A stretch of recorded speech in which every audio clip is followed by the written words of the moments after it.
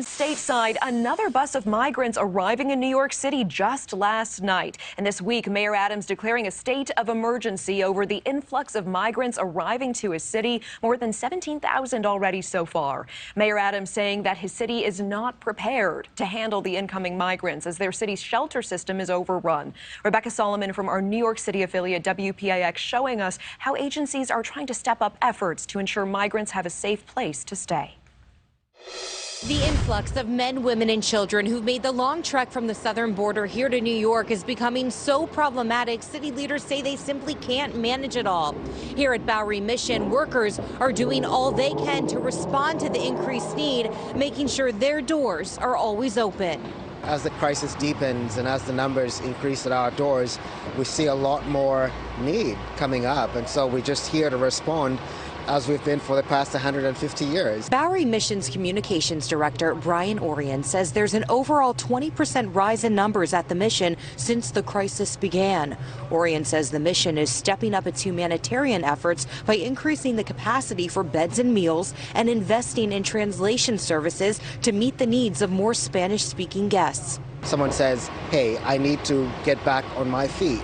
And then we craft an individualized plan for them. So to be able to do that, we need to understand exactly what their hopes are, what their dreams are, what they want out of this experience and the mission. These efforts come as Mayor Eric Adams declares a state of emergency around the migrant and shelter system. We need help, and we need it now. Our shelter system is now operating near 100% capacity. According to the Adams administration, 17,000 asylum seekers have made their way by bus from southern border states to New York City. 5,500 migrant children are now enrolled in public schools. 61,000 people are being housed in the city's shelter system.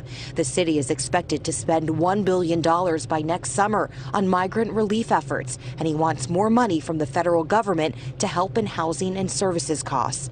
Bowery Mission understands this need, promising to do its part for the migrant families seeking a better future. Our doors are always open for people who live on the margins of our city. Rebecca Solomon, NewsNation.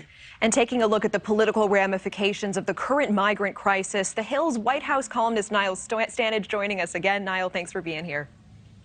Good to be here, Natasha. So we heard New York City Mayor Eric Adams declaring a state of emergency surrounding the migrant situation, calling it a humanitarian crisis.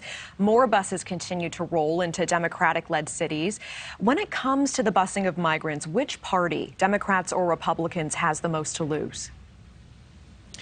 It's a fascinating question, and it's quite a nuanced question. Overall, on the issue of border security, Republicans have the advantage.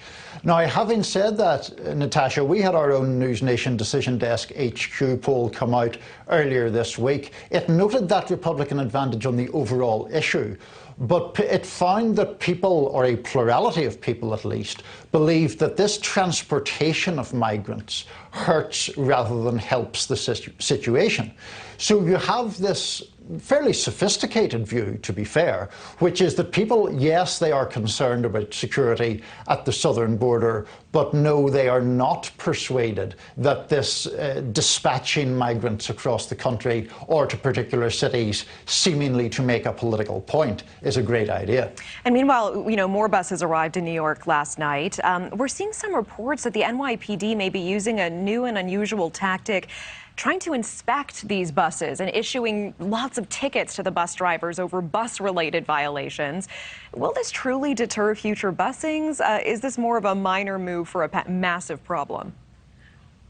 So honestly, I wasn't aware that the authorities in New York were using that tactic. It doesn't seem likely to me to have a really serious impact on this tactic, because the tactic, as it is being advocated, particularly by Governor Greg Abbott in Texas, is bigger than whether the bus gets fined or not. Governor Abbott wishes to make this issue unavoidable for big cities that have Democratic mayors, New York, Washington, Chicago. So I don't honestly feel that fines against buses, if they are being levied, will have a big impact on the general situation. I mean, I hear you. And meanwhile, the Biden administration says it has reunified 500 migrant families who were separated while President Trump was in office. What does this mean as we are just weeks away from midterm elections where immigration is expected to be a key issue? I mean, is this going to have any real impact, or is it just a drop in the bucket? So the family separations issue was clearly enormously emotive for completely understandable reasons during the Trump administration. The Biden administration has struggled to reunite those families. Now it has done so for the number that you just cited. I'm not persuaded that that in itself will have a huge electoral impact, but clearly the issue of migration could very much have a big impact. Polls we're seeing, including our own, showed about 75% of the population believing that the immigration issue was a major issue.